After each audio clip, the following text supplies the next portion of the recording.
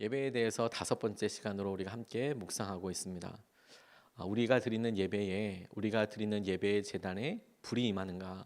주님께서 직접 말씀하시고 응답하시는 것을 우리가 깨닫고 있는가? 그분은 살아계신 하나님인가? 그리고 다시 이어서 질문하기를 하나님께서 받으시는 예배가 있고 우리가 드리는 예배가 있더라.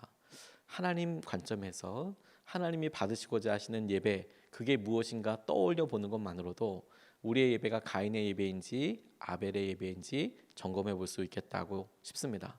이어서 우리가 영으로 드리는 예배에 대해서, 진리로 드리는 예배에 대해서 같이 살펴보았습니다.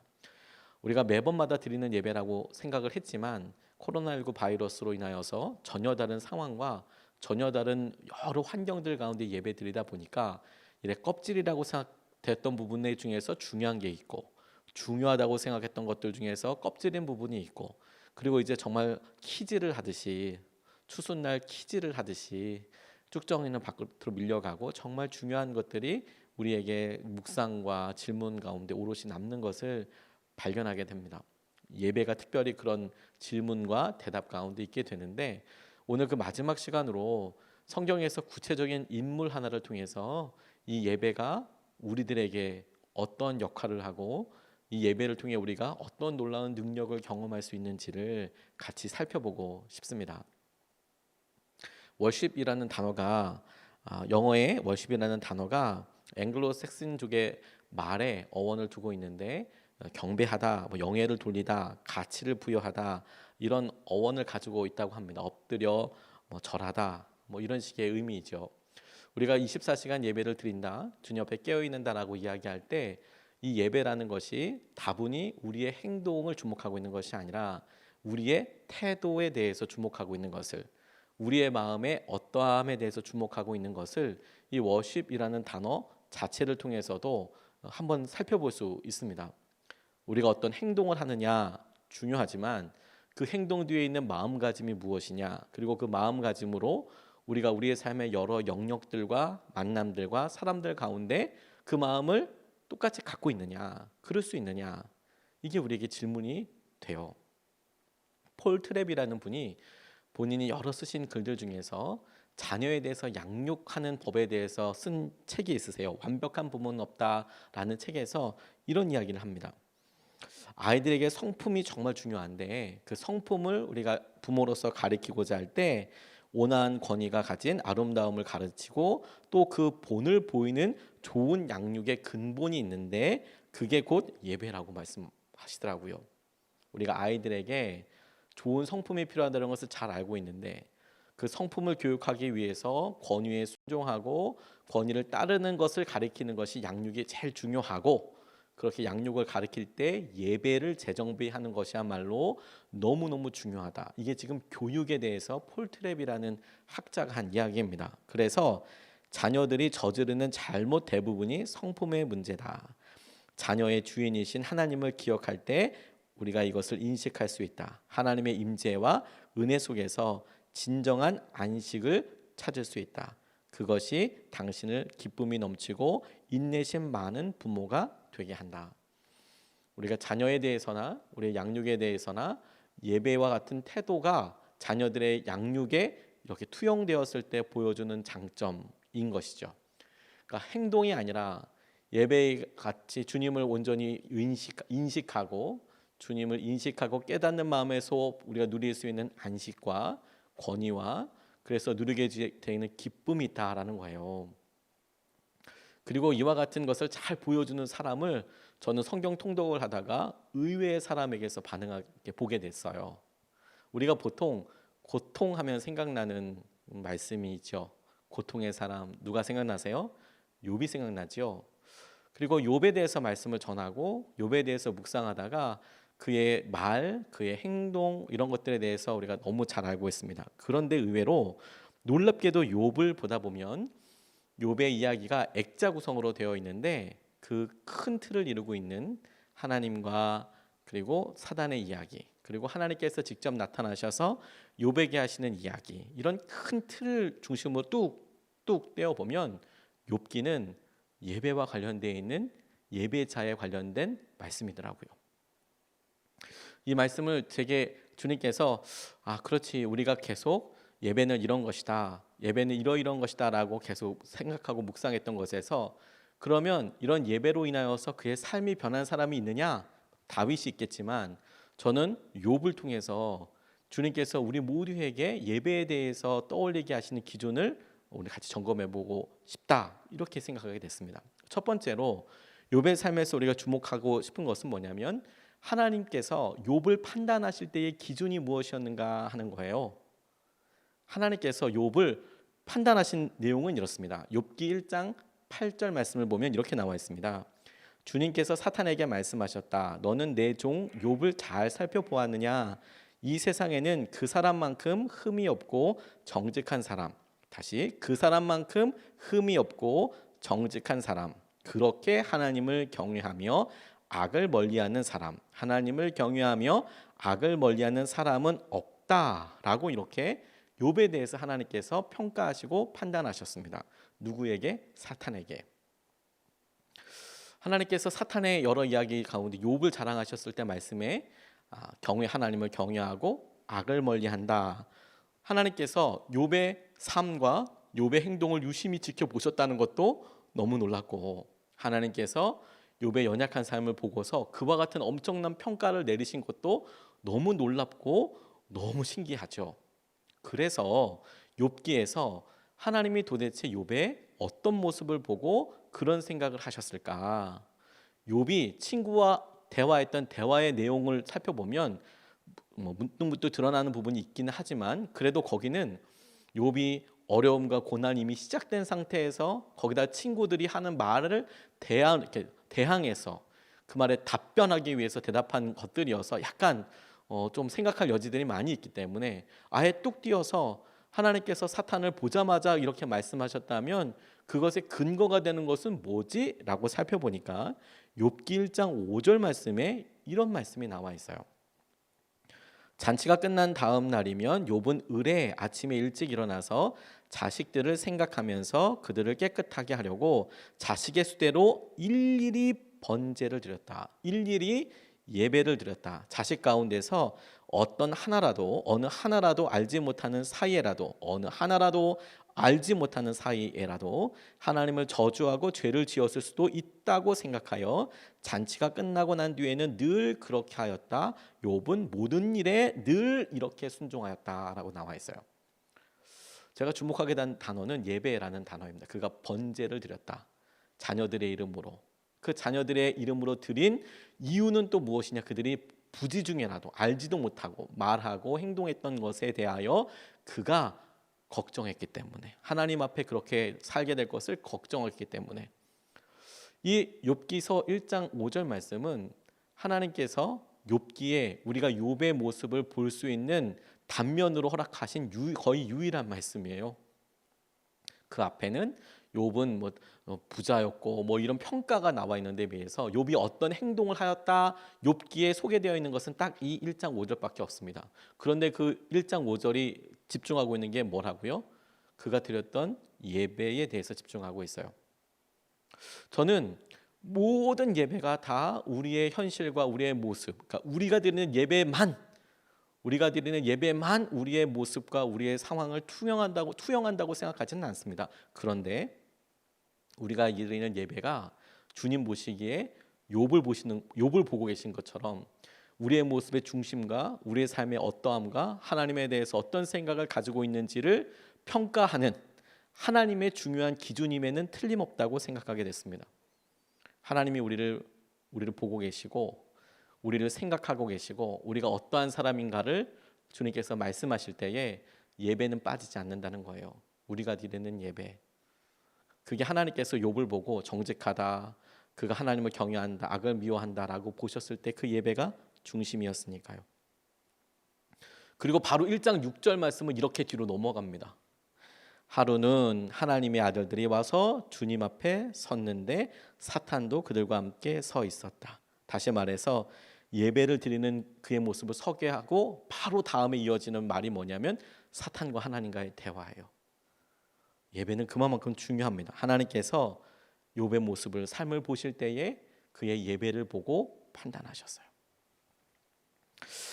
하나님의 마음은 이렇게 예배드리는 사람들 한가운데 있어요. 악을 멀리하는 것에 대해서. 그리고 욥이 그 예배와 그 예배를 통해서 이루고자 하는 것에 대해 하나님께서는 그것을 보고 하나님을 경외하는 사람이라고 이야기하셨어요.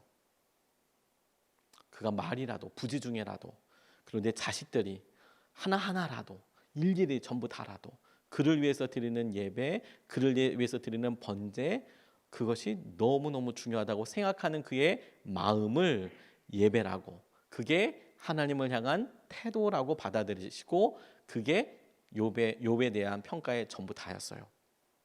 그리고 나서 우리의 마음을 생각해 보게 돼요. 우리에게 주님께서 욥을 보시고 욥만한 사람이 없다라고 말씀하실 때에 가지고 있는 그 기준이 우리에게는 어떠한가 하는 것이죠. 우리가 인터넷으로 온라인으로서 예배 드리면서 우리가 교회에서 함께 예배 드렸을 때에는 덜 겪어야 될 일들 중에 한 가지가 뭐냐면 부산함입니다.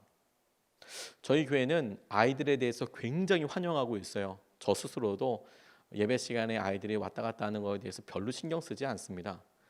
왜냐하면 아이들이 단 한 번이라도 나중에 커서 교회를 떠올렸을 때 아이들이 교회에서 떠들고 장난했던 모습이어도 좋으니까 그들이 교회를 생각했으면 좋겠고, 교회 안에서 자랐으면 좋겠고, 그리고 교회에서 부모들이 어떻게 예배드리는지를 똑똑히 봤으면 좋겠거든요. 그게 제 기도 제목이거든요. 그래서 아이들에게 저희가 드리는 예배의 어떤 모습이라도 다 보여주고 싶어요. 그게 교육이라고 저는 믿고 있습니다. 그래서 예배 시간에 아이들이 와도 웬만하지 않고는 뭐 얘기하지 않고, 또 웬만큼 해도 가만히 있어요.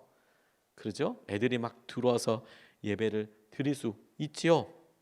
근데 그걸 보고요, 하나님께서 우리에게 그 마음에 합한 것을, 그 아이들을 통해서 예배 드리는 것을 이렇게 보고 우리가 마음에 부산해질 때가 있어요.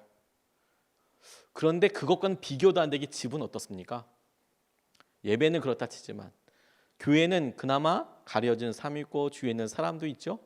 그런데 집에서 예배 드리면 뭐 물도 먹고 싶고 전화도 오고, 심지어 우리가 핸드폰으로 예배 드리고 있는데 카카오톡도 옵니다. 그러면 카카오톡 받아야 되잖아요.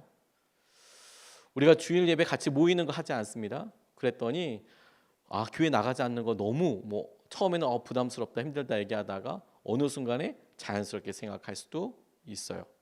그리고 주님을 사랑하고 주님을 사랑하기 때문에 하는 반응이 아닌 자녀들과 내가 지금 입고 있는 옷이나 내가 오늘 시간 써야 될 거나 그 이후의 약속이나 이런 것들이 예배에 굉장히 많은 영향을 준다는 것을 정말 리얼하게 알고 있죠. 너무 부산하죠. 그래서 점검해 보게 돼요. 이런 부산함을 함께 하고 있을 때 주님은 욥을 보시고 우리를 판단하실 때에 어떻게 보시겠는가 하는 거예요.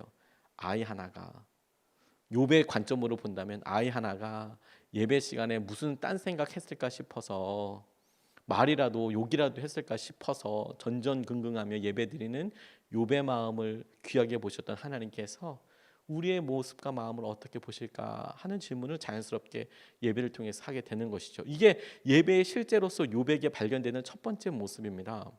그리고 욥기에서 계속 진행이 되는 꽤 긴 대화, 어떻게 보면 좀 계속 길게 지루하다 싶을 정도로 길게 진행되는 의미 있는 대화들이 예배라는 관점에서 보니까 전혀 다른 의미가 되더라고요. 욥기 2장 12절 13절 말씀에 이렇게 나와 있습니다. 그들이 멀리서 욥을 보았으나 그가 욥인 줄을 알지 못하였다. 그들은 한참 뒤에야 그가 바로 욥인 줄을 알고 슬픔을 못 이겨 소리내어 울면서 겉옷을 찢고 또 공중에 티끌을 날려서 머리에 뒤집어 썼다. 그들은 밤낮 이래 동안을 욥과 함께 땅바닥에 앉아 있으면서도 욥이 겪는 고통이 너무도 처참하여 입을 열어 한마디도 할 수 없었다라고 나와 있습니다. 욥을 본 세 친구들의 첫 번째 반응이었어요. 그리고 이 13절 바로 다음은 3장 1절 말씀에 그가 마침내 입을 열어 자기가 태어난 날을 저주하여서 하는 욥의 이야기로부터 시작해서 이제 긴 대화들이 이어지게 됩니다. 욥의 친구들이 순전한 마음으로 왔다고 싶어요.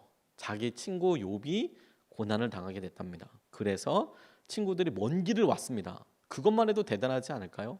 먼 길을 왔어요. 목적이 있다면 조롱하기 위해서 왔겠습니까? 실제로 그들이 한 행동을 봐도 욥인지 알아보지 못했고 욥 옆에서 일주일 동안이나 아무 소리 하지 못하고 그냥 앉아 있었다라고 이야기하고 있어요. 같이 슬퍼하고 무슨 말을 해야 할지 아마 수없이 더 많은 생각을 했을 거라고 싶어요. 오히려 일주일 동안 아무 말도 하지 않았다는 것이 더 커다란 기적일 수도 있습니다. 그들이 그 이후에 욥이 자기의 생애를 저주하여 말하는 것을 시작해서 본물 터지듯이 막 이야기하고 주고받는 것들을 보면 욥의 세 친구들이 일주일 동안 그렇게 있었던 것은 참 그래도 대단한, 사람으로서는, 인간으로서는 참 대단한 그런 인내심일 수도 있겠다는 생각이 들어요. 근데 뭘 집중해서 보고 싶냐면 이후에 욥과 이 친구들의 예배를 본다면, 친구들이 욥을 만났을 때 예배가 없었어요. 이것은 뒤에 우리가 40장 넘어가서 42장에서 하나님께서 욥의 친구들에게 예배를 원하셨던 것을 보면 더 분명합니다. 그들이 무슨 행동을 했었어야 했는가. 그들이 일주일 동안 같이 있으면서 욥의 불행을 같이 공감하면서 아파했을 수 있어요. 그들이 심지어 기도도 했을 수 있습니다. 그런데 그들 삶에 의도적으로 길게 이야기하면서 욥에게도 그리고 욥의 친구들에게도 뭘 했다라는 표현이 없냐면 예배를 드렸다는 표현이 없어요. 그리고 그 다음서부터 계속 이어지는 폭풍 긴 이야기들이 이어지죠. 저는 이것을 묵상하면서 이렇게 생각하고 이렇게 적용했습니다. 예배 없는, 경외함이 없는 하나님의 대화는 다 의미 없을 수 있다. 하나님을 향한 경외함이 없는, 다시 말해서 예배가 없는데도, 예배가 아님에도 불구하고 하나님에 대한 대화들, 하나님에 대한 이야기들 다 부질없다. 하나님을 경외하는 것이 아니고 하나님이 보게 하시는 것들이 아니면. 저에게 기독교 윤리학을 가르쳐 주셨던 선생님 한 분이 계십니다. 지금은 은퇴하셨지만 김중기 교수님이라는 분이 계세요. 좋은 학교를 나오셨습니다. 하버드를 나오셨어요. 자그만치 하버드를 나오셨습니다. 그래서 거기서 기독교 윤리학을 전공하시고 뭐 좋은 학교라는 데는, 미국의 좋은 학교라는 데는 많이 다니셨어요. 근데 제가 그분 수업에 뭐 다른 것들은 하나도 기억이 안 나는데 이분이 기독교 윤리학을 전공하면서 있었던 얘기를 딱 한 구절 했던 것이 제 삶의 평생의 중요한 메시지로 남았습니다. 그게 뭐냐면 본인이 박사학위를 쓰고 있었대요. 기독교 윤리를 하다 보니까 뭐 라이놀드 리버 뭐 이런 학자들이 뭐 주구장창 엄청나게 많이 나오거든요. 이 윤리학이라는 것이 철학도 들어가고 사회학도 들어가고 신학도 들어가고 그래서 유명한 학자들이랑 학자들은 다 나와요. 윤리학이라는 데에.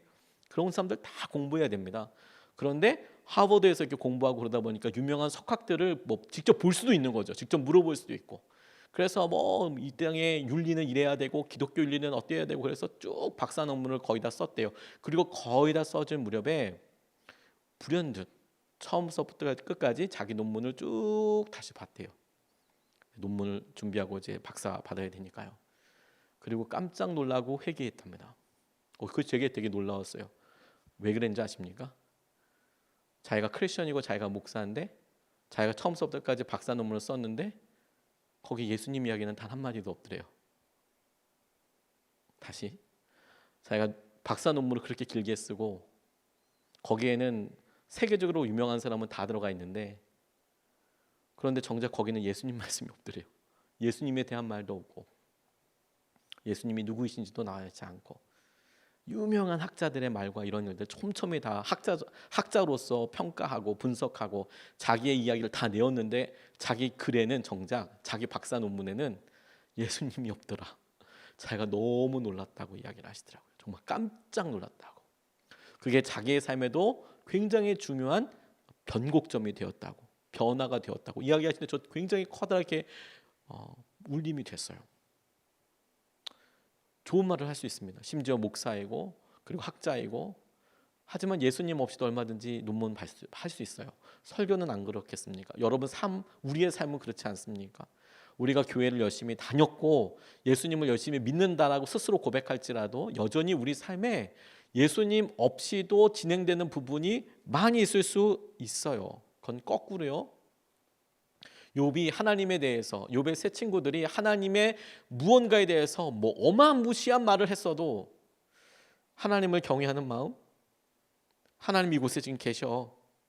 내 앞에 계시기 때문에 우리가 지금 예배를 드려 마땅히 그런 주님을 경외하고 살아계신 하나님 앞에 서 있는 마음이 아니라면 그만큼 공허한 말도 없어요. 하나님에 대한 모든 말이. 역사적으로 이런 것에 거꾸로 산 삶이 있어요. 하나님을 인정하기로 하고 결정해서 살기로 해서 우리에게 참 유명한 사람 한 사람이 있습니다. 17세기의 로렌스 수사에 관련된 이야기입니다. 그가 전쟁에 나가서 상처도 장애도 입었고요. 그렇게 유명한 사람도 아니었습니다. 장교도 아니었습니다. 다리를 절었고 다리를 절면서 수도원에서 생활을 하는데 맡은 일이 어마무시한 게 아니었고 부엌에서 일하는 거였어요. 그러니까 다리가 불편하니까 짐을 제대로 들 수 있었겠습니까? 모든 게 다 불편하죠. 구두 고치는 일을 했는데 그것도 별로 그렇게 성과가 있었던 것 같지는 않습니다. 그런데 그가 모든 사람이 싫어했던 부엌 설거지를 맡고 어느 날부터 이런 기록을 쓰기 시작했어요. 다음과 같은 기록을. 하나님의 사랑 때문에 그곳의 모든 일을 익혔으며 그가 맡은 일을 잘하게 해주신 하나님께 항상 기도를 드렸고 그곳에서 일하던 15년 동안 모든 것이 순조롭다는 것을 발견했다.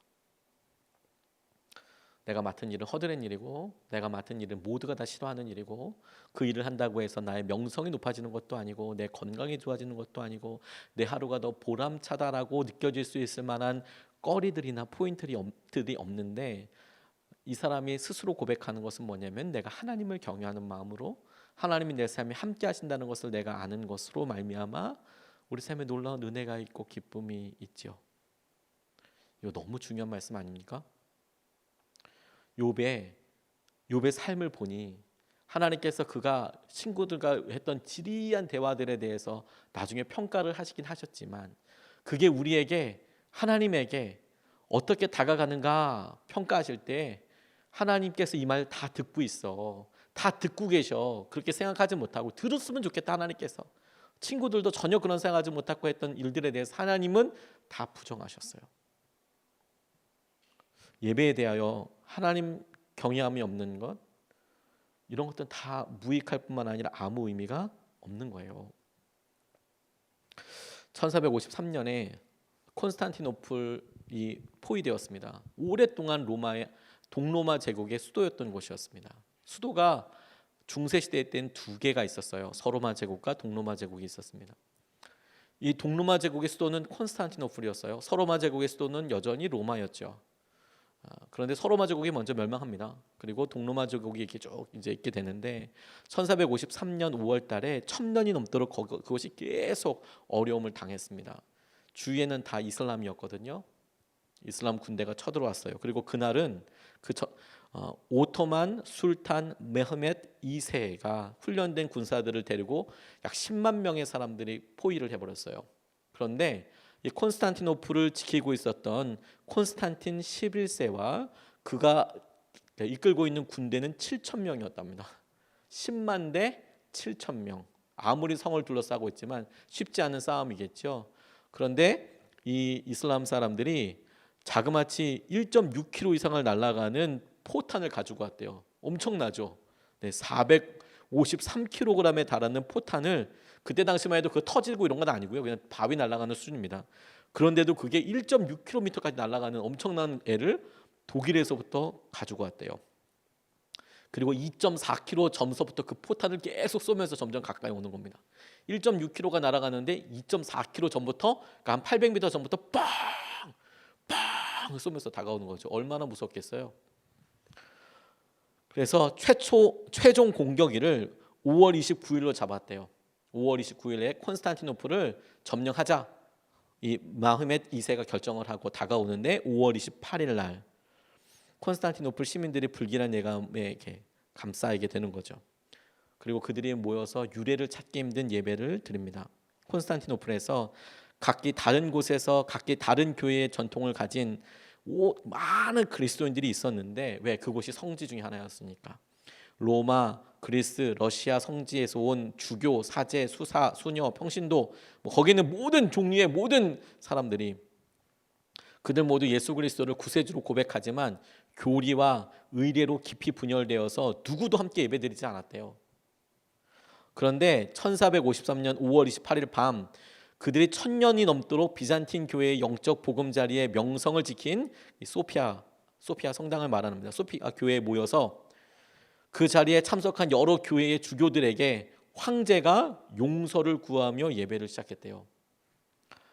그들이 함께 성만찬을 했고 부활하신 그리스도의 대속의 죽음을 선포하며 모두가 그분의 한 지체임을 고백했대요. 그 예배가 자정에 마쳤답니다. 그리고 몇 시간 후에 도시의 고요함은 대포의 공격 소리와 함께 사라져 버렸대요.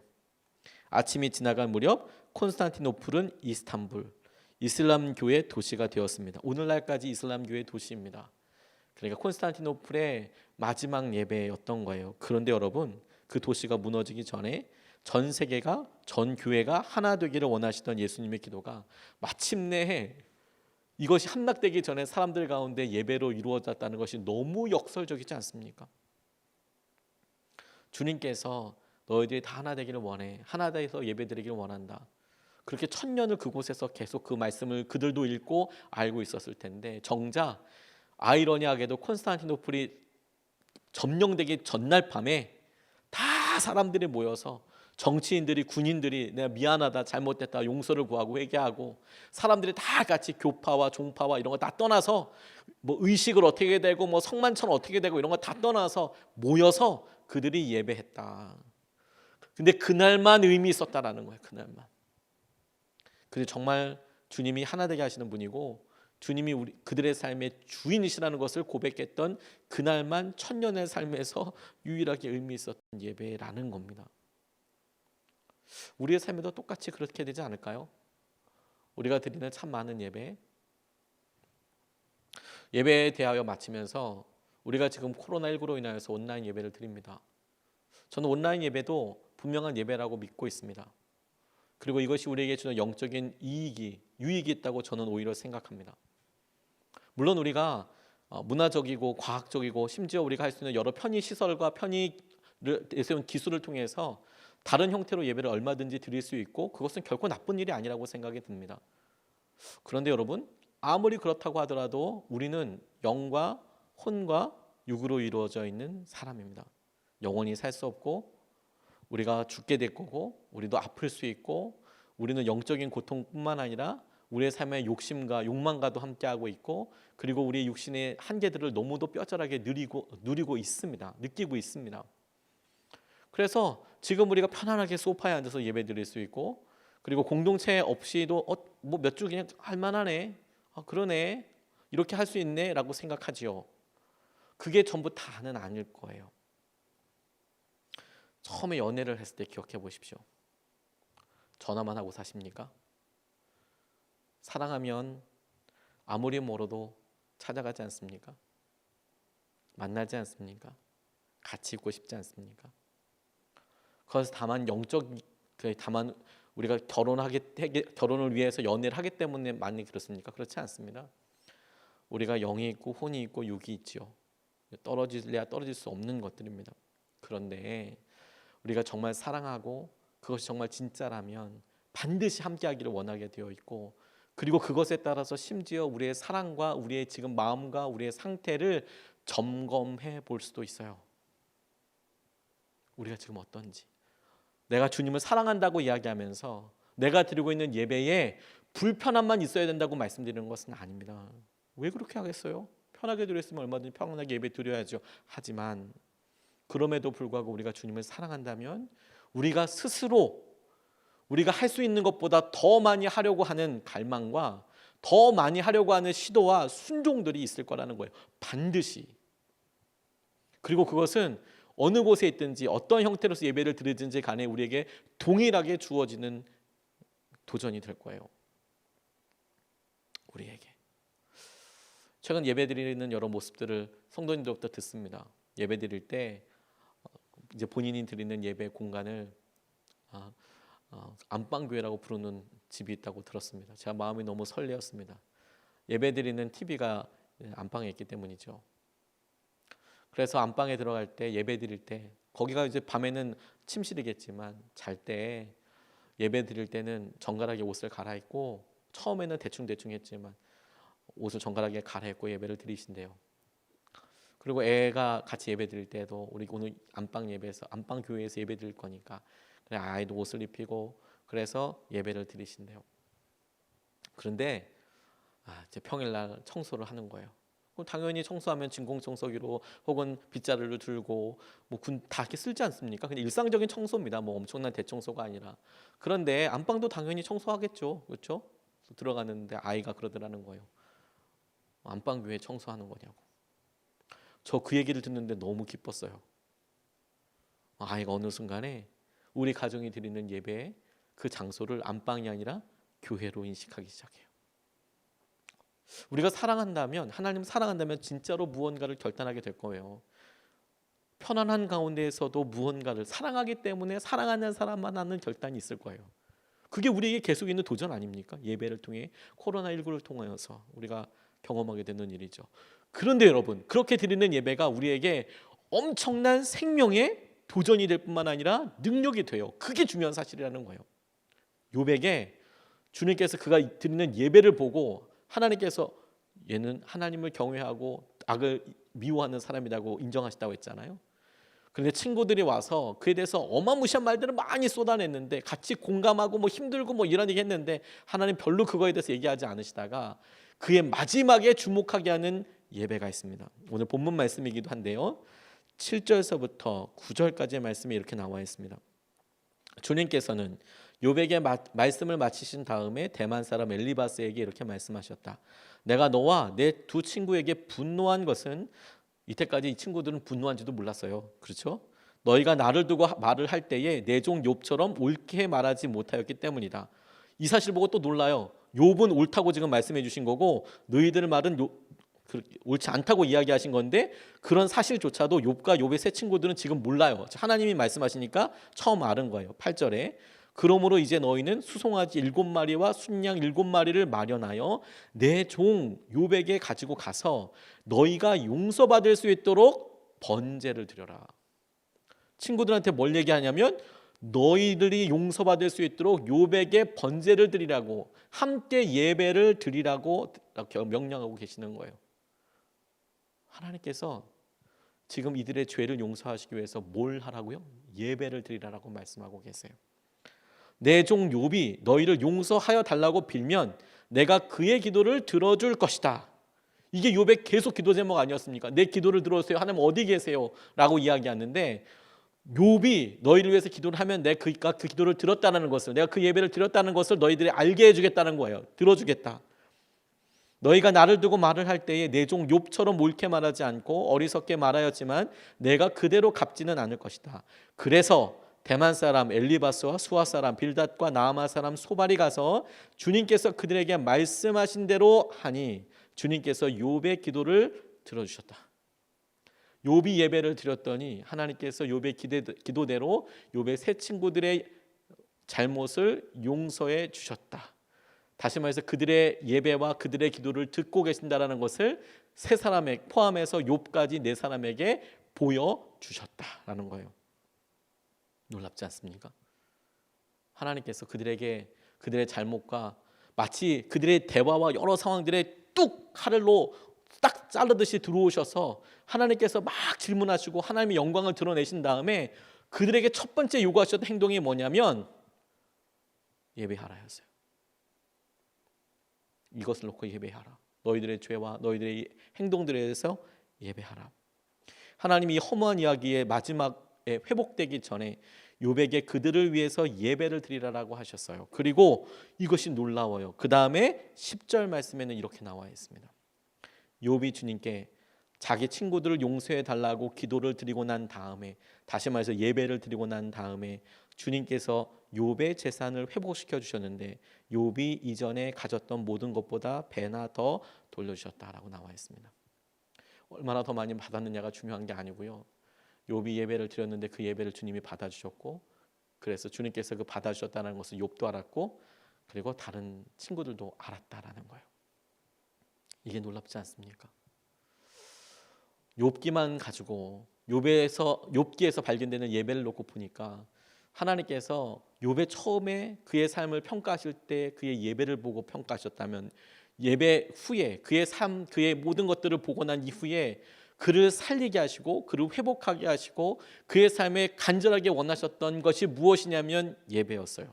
그리고 욥이 변화되고 그의 삶에 중요한 축복과 은혜로 회복하게 됐던 기점이 무엇이냐면 예배였어요. 예배가 우리를 살립니다. 여러분, 예배가 우리를 살립니다. 코로나19 바이러스가 여러분들에게 어떤 영적인 의미로 다가갔는지 모르겠습니다. 편해졌다. 새벽 예배 편해졌다. 수요 예배 편해졌다. 금요 성령 집회 주일 예배 가족들이랑 있는 시간이 더 많아서 좋아졌다. 그건 사실이기 때문에 죄도 아니고 아무것도 아니겠지요. 다만 그게 우리의 영적인 상황을 보여준다면 우리가 주님을 사랑하기 때문에 스스로 지는 수고는 뭐가 있습니까?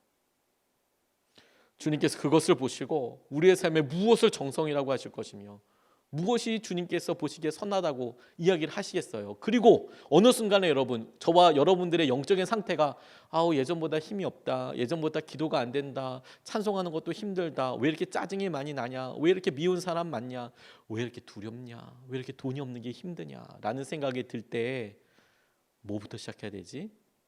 이런 생각이 들거든. 주저없이 우리가 선택해야 될 것을 하나님께서 알려주셨어요. 예배가 욥을 살립니다. 예배가 저와 여러분들을 살려요. 주님을 위해서. 주님을 위해서. 지금 가고 있어라는 책을 쓰신 이요셉 목사님이 재밌는 이야기를 쓰셨더라고요. 본인 경험에서 나온 간증입니다. 그 버려진 아이들, 거리에서 막 사고치고 다니는 애들이 양떼 예배를 처음에 드리는데 최초 헌금에 대해서 이야기를 하셨어요. 교회를 알지도 못하고 다닌 적도 없는 녀석들이 교회에 와서 부담 없이 놀더래요. 바깥에서 사고치고 노는 것보다 교회에 와서 노는 게 5천만 배 낫잖아요. 진짜 부담 없이 놀더래요. 놀다 보니까 얘네들이 헌금 봉투가 보였나 봐요. 교회니까 헌금 봉투가 있었겠죠. 한 아이가 갑자기 감사 헌금 봉투를 가지고 오더니 주머니를 탈탈 털어서 10원짜리까지 전부 넣더래요. 거기다가. 그리고 같이 놀았던 또래 친구들에게 들으라는 듯이 큰 소리로 이야기하더래요. 그러니까 그중에 놀던 한 청소년이 돈을 다 거기다 넣더니 함께 놀고 있던 지 친구들한테 이렇게 이야기하더래요. 나쁜 놈의 자식들이 말이야. 교회에 왔으면 헌금을 해야지. 맨날 처먹기만 하고 목사님 영업에 지장을 주고 말이야. 이렇게 얘기했다는 거예요. 아이들 언어 표현을 그대로 얘기한 거죠. 맨날 처먹기만 하고 목사님 영업에 지장이나 주고 말이야. 그랬더니 자신이 이제 헌금했다고 기세가 올라서 다른 친구들에게 막 정죄하면서 이야기를 하는 거죠. 그래서 이 목사님이 그 애를 보고 야, 감사 헌금을 내려면 감사한 것을 적어야지. 거기에 감사한 거 적는 거야. 이렇게 얘기했대요. 목사님이 그 애한테 하도 막 그렇게 친구들한테 얘기하니까. 근데 이 친구가 심각하게 고민하더니 볼펜을 들고 와서 감사 헌금 봉투에 이렇게 적더래요. 오늘 예쁜 누나를 만나게 해주셔서 감사합니다. 이 누나랑 결혼하게 해주세요. 이렇게 쓰더래요. 이 내용이 뭐냐면 녀석이 말한 예쁜 누나가 누구냐면 외부에서 가끔 양떼 예배 시간에 한 번씩 반주를 해주는 자매가 있더래요. 근데 그 자매를 보고 예쁘다고 생각을 했나 보죠. 비록 그 예쁘다는 누나는 녀석에게 전혀 관심이 없지만 만나게 해주신 것만으로 이제 감사해하는 녀석을 보니까 이 목사님도 어이가 없더래요. 그 누나랑 나랑 결혼하게 해주세요. 뭐 이렇게 쓰니까 어이가 없지만 그래도 헌금을 냈잖아요. 그래서 목사님이 헌금 기도를 이제 해야 하는데 이 양떼 예배에 생전 처음으로 헌금이 들어온 거예요. 그래서 헌금 기도를 해야 되는 거예요. 그리고 헌금 기도 드렸습니다. 끝나고 헌금 개수를 했는데 이 녀석이 낸 헌금이 쓸 것 다 쓰고 할 것 다 하고 냈는지 1,070원이더래요. 1,070원. 이 돈을 바라보며 한참을 생각했답니다. 하나님이 과연 이 헌금을 받으셨을까?